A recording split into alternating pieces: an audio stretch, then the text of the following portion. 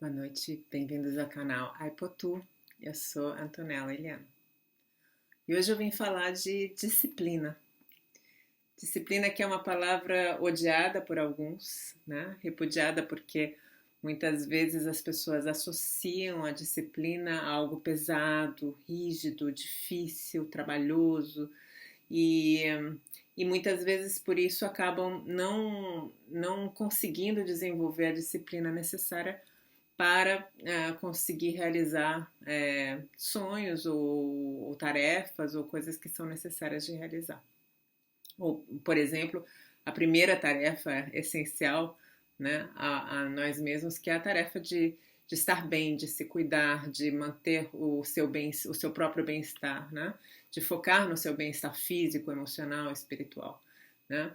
Então, isso requer uma disciplina que muitas pessoas não conseguem desenvolver, não estão dispostas a desenvolver, não tem o treino, né? E não tem a disciplina para poder desenvolver. Elas não têm nem a disciplina para poder ter a disciplina, né?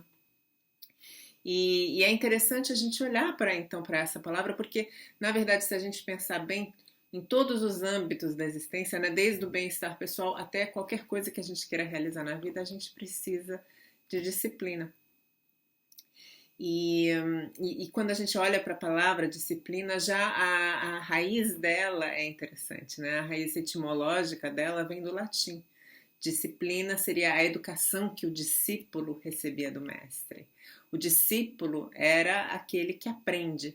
E dissere, que é a raiz mesmo da palavra, é aprender. O que nos dá já nos mostra, né, que a palavra disciplina ela é profundamente vinculada ao aprender. A gente pode também entender ou concluir que aprender não existe sem disciplina. E isso é verdade até para uma criança pequenininha que está aprendendo a caminhar. Naquele ato de levantar sempre de novo e continuar persistindo até caminhar, existe disciplina se a gente entende a disciplina como o processo do aprendizado.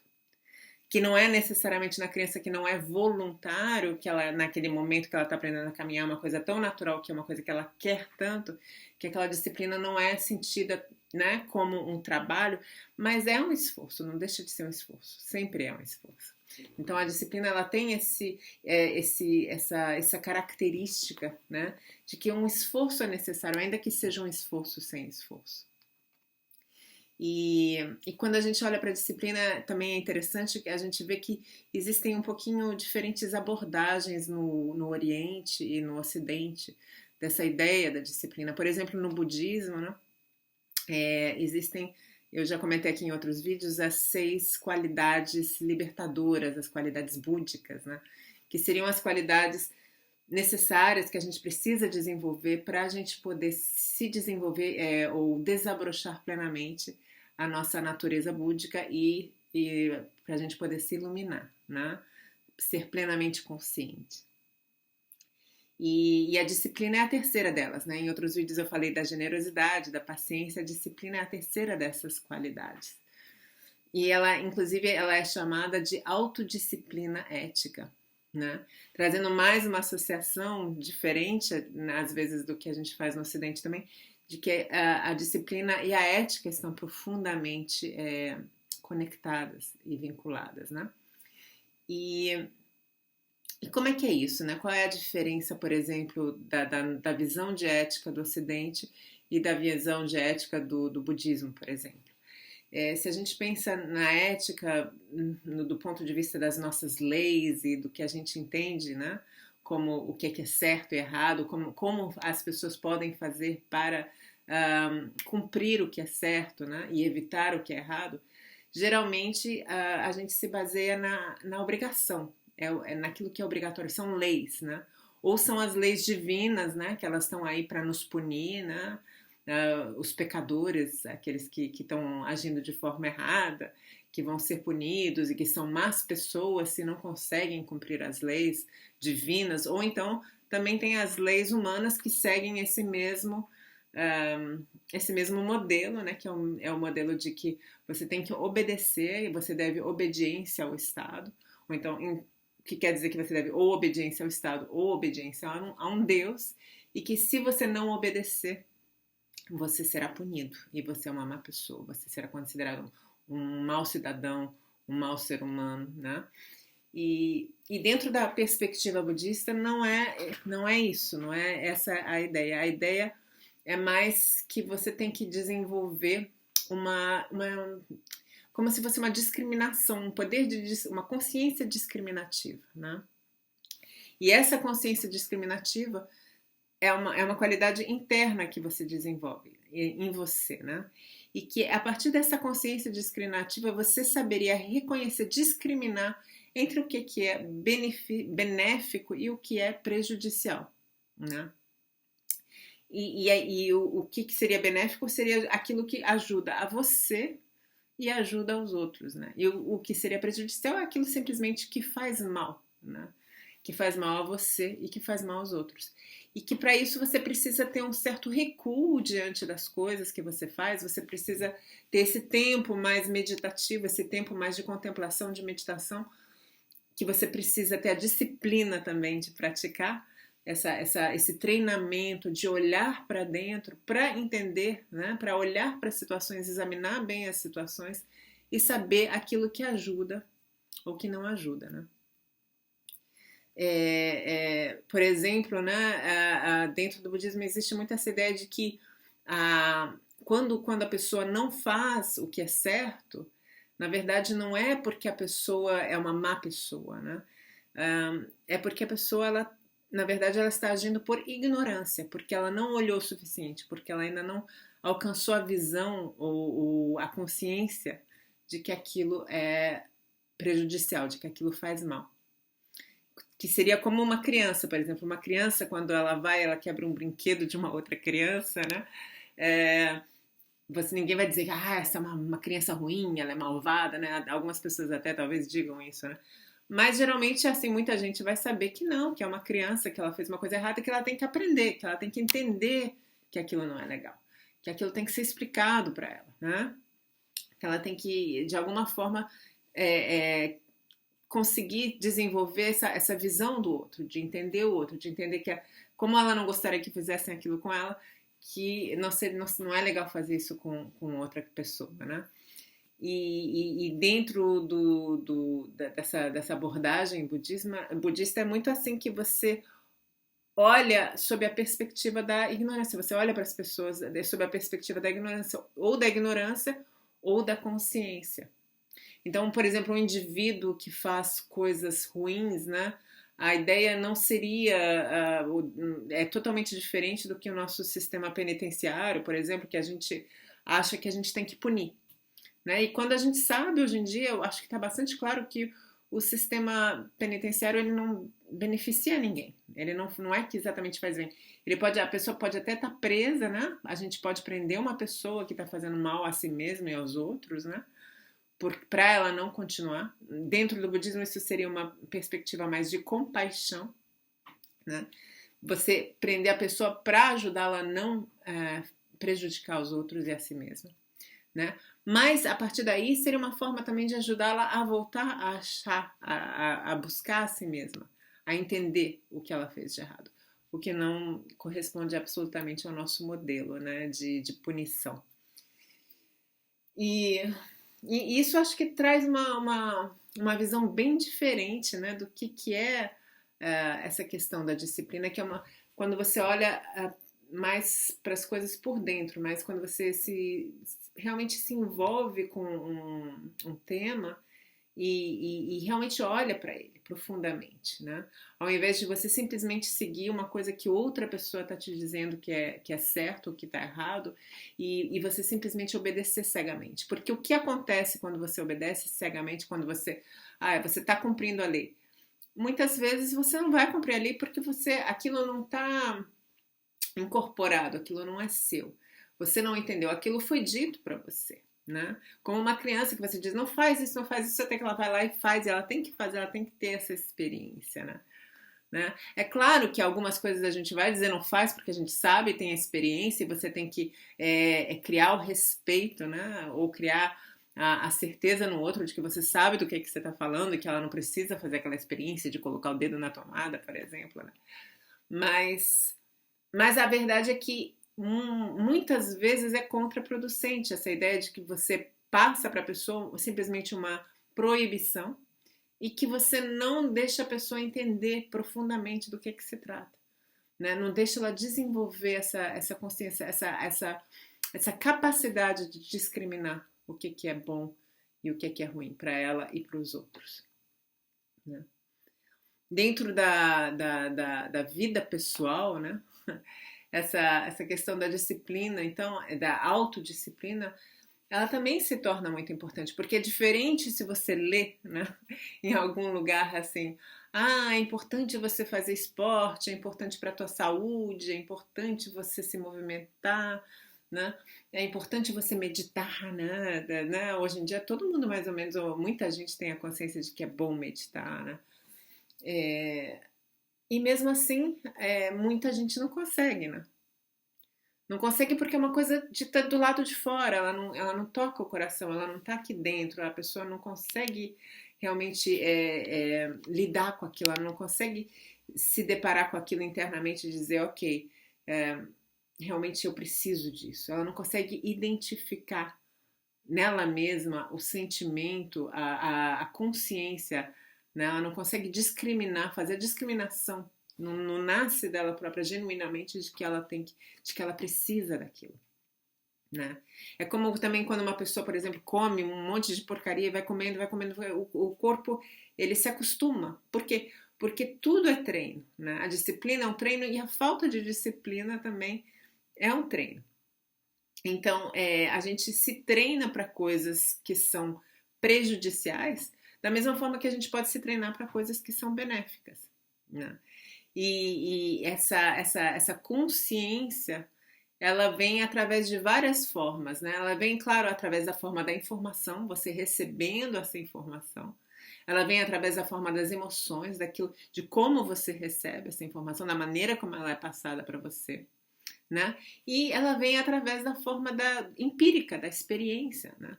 De você se permitir experimentar coisas diferentes das quais você está acostumado. Por exemplo, se você vê que você não está bem, que a tua vida não é boa, que você tem problemas de saúde, que você tem problemas recorrentes, todos os tipos de problemas. E se você imagina que talvez aquilo que acontece na tua vida é intimamente conectado com aquilo que você faz e aquilo que você pensa, né? Então, uma das, né, usando um pouquinho da matemática da vida, assim, né, tipo, né, que, por exemplo, que você vai mudando alguns fatores para que o resultado da operação, né, saia diferente. Então, tipo assim, se eu estou fazendo isso aqui, isso está dando errado, então vou tentar fazer alguma coisa diferente, né? E a partir daí você começa a experimentar com a tua vida e você começa a mudar a tua percepção do que seria a disciplina, né? Por exemplo, também muitas pessoas me perguntam em relação à escrita, como é que você escreve? Como é que você escreve um livro? Muita gente quer escrever um livro e nunca consegue escrever um livro, né? Eu já escrevi alguns e não é fácil, ainda mais no mundo de hoje que a maioria das pessoas, como eu também, por exemplo, eu tenho pouquíssimo tempo, né? E ainda muito mais depois que eu tive um filho, né? Então, com filho, com trabalho, com casa, com família, como é que você faz para escrever um livro, né? E aí eu digo assim que realmente é uma disciplina, né? Realmente é uma disciplina, é um voltar sempre àquilo que você quer, ao teu propósito, né?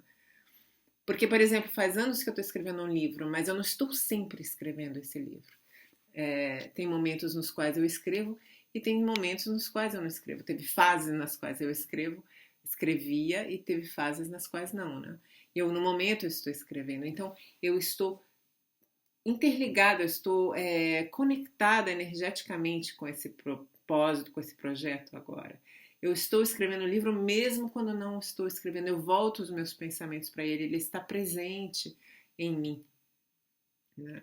E essa presença dele em mim faz com que eu também volte sempre a ele. É uma coisa que se alimenta. Então, à medida que você investe atenção, né, cuidado e carinho e trabalho mesmo, né, energia em uma coisa, ela, por sua vez, ela começa a te dar um feedback, ela começa a voltar para você em forma de ideias, de criatividade, de novos impulsos, né? E o mesmo acontece na vida também, né? Se a gente, por exemplo, começa a meditar, se a gente medita um dia, né? Ou se a gente escreve um dia, a gente nunca vai escrever um livro. Se a gente medita um dia, a gente nunca vai saber os benefícios da meditação. É um trabalho de formiguinha, né? É um trabalho de todos os dias, nem que seja um pouquinho, a gente fazer, né? Criar uma rotina, criar uma disciplina de realmente olhar para dentro. Olhar para dentro, passar um tempo respirando, mesmo que a gente não consiga, a gente tem, muitas pessoas elas têm essa ideia de que existe a meditação ruim, ou existe a escrita ruim, né? Né? Uma coisa bem, tipo assim, as pessoas falam, eu escrevo mal, então eu não vou nunca escrever um livro, né? Mas elas querem, elas sentem esse desejo, ou elas querem, gostariam de meditar, elas gostariam de ter essa disciplina porque elas sabem, elas intuem que isso ajudaria a fazer melhores escolhas, que isso ajudaria a entender melhor a vida, né? E aí eu digo, não existe existe esse escrever ruim, não existe um meditar ruim, né? Porque se você não fizer, vai ser sempre ruim, né? Vai ser sempre aquilo que é. Agora, se você for fazendo, é uma coisa que está mudando constantemente como a própria vida, vai mudando junto com você, né? E essa mudança que vem através da disciplina, esse é o aprendizado. É onde você vai aprendendo, porque é um aprendizado sem fim. Quando você medita, por exemplo, quando você tem a disciplina de meditar, você vai cada vez mais longe na autoobservação, no autoconhecimento, na aventura de entender o que você é. E quanto mais você vai entendendo o que você é, mais você vai entendendo os outros, mais você vai entendendo as situações da vida e mais a vida vai se soltando. Ela vai se soltando, as coisas vão ficando mais fáceis, não porque as situações necessariamente vão ficando mais fáceis, mas a sua forma de abraçar e de compreender as situações e de conviver com elas, de reagir a elas, vai se tornando mais relaxada. Você vai ficando mais relaxada, você vai entendendo mais o que é ser humano, ou o que é a humanidade em você. E com a escrita ela é assim, isso a mesma coisa acontece com a escrita, de você vai mergulhando naquele processo de autoexame, porque toda escrita é um autoexame, mesmo se você escreve uma história sobre outras pessoas, sempre é você que, há alguma coisa em você que está falando através daquela história.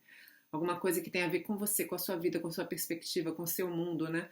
A tua forma até de examinar outras perspectivas, o teu olhar sobre aquelas perspectivas que são completamente diferentes das suas, em personagens que são pessoas que vivem ou experimentam a vida completamente diferente de você, né? Então, isso é fascinante, é uma grande aventura. Mas sem disciplina é impossível, né? É impossível. É impossível a gente aprender, qualquer que seja a coisa. Então, e o mesmo se refere à ética, né? Porque ambas as coisas estão profundamente conectadas. Sem a disciplina não existe a ética verdadeira, existe só aquela ética obrigatória, aquilo que você sabe que você tem que fazer porque é uma obrigação, porque, né? E aí, é claro, muitas pessoas acabam, né, não conseguindo, né, não conseguindo cumprir uma ética ou ser ética, se a gente vê isso no estado geral da nossa sociedade hoje em dia, né? Que existe corrupção e existe, né, traição e tudo isso, porque as pessoas, não porque as pessoas são inerentemente más, mas porque elas são ignorantes. Elas não fazem esse processo de autoconhecimento que é necessário para realmente ter uma capacidade profunda de discriminar entre o que é positivo e negativo. Porque quando a gente faz coisas que são realmente úteis, realmente benéficas, a gente sabe, quando a gente se olha profundamente para isso, a gente sabe que aquilo vai ter uma repercussão, que aquilo vai ser refletido na nossa vida no futuro. Então a gente vai ter uma tendência a cada vez mais querer agir de uma forma benéfica, de modo a ajudar os outros, a beneficiar os outros, né? Enquanto quando a gente não tem esse olhar mais contemplativo, mais meditativo, mais profundo de conhecimento, de autoconhecimento, a gente vai muitas vezes fazer coisas primeiro querendo nos beneficiar a nós mesmos e apenas a nós mesmos e muitas vezes prejudicando os outros. E aí lá na frente a coisa retorna para nós como em forma de problemas, de mais sofrimento, de muitas coisas que são problemáticas, ao invés de ficar mais fácil, a coisa vai ficando cada vez mais difícil. E é isso, né? Então a disciplina, essa disciplina mais orgânica, eu diria, né? Eu acho que seria uma disciplina orgânica, ela é muito válida, é muito interessante da gente aprender, né? E ela vai junto, né? Esse processo de aprendizado é como a curiosidade da criança de querer caminhar, de conseguir caminhar. Tipo assim, tipo, você tá vendo assim, putz, eu tô sem energia, minha vida tá um caos, tá tudo péssimo, né? Então, o que eu preciso mudar? E aí começar a explorar essa dimensão da disciplina, que é a dimensão do aprendizado. Se eu ainda estou vivo, quer dizer que eu ainda posso aprender. Então, como eu vou aprender? Colocando foco em alguma coisa e mantendo foco, né? Nem que seja um pouquinho a cada dia, né? 10 minutinhos, mantendo foco numa coisa. E fazer isso todos os dias. E aí, em outra coisa que eu quero aprender, e sempre naquele mesmo horário, né? Manter aquele foco. Eu quero escrever todos os dias naquele mesmo horário. Dá um pouquinho de tempo para aquele projeto, dá um pouquinho de amor, né? Porque amar é cuidar. E cuidar é disciplina, e disciplina é aprender, e por fim é ajudar, é ser ético, é ser melhor e é ajudar os outros a ser melhores também. É isso. Boa noite e curtam o vídeo, comentem o que é disciplina para vocês, como é que vocês fazem para praticar a disciplina ou para aprender aquilo que vocês querem aprender, para praticar aquilo que vocês gostam de praticar. Como é que vocês fazem para fomentar, para viver o bem-estar e poder ajudar os outros a fazer o mesmo? E curtam ou inscrevam-se no canal e compartilhem o vídeo. Acho que eu já falei tudo, né? Um grande abraço e até a próxima vez. Tchau!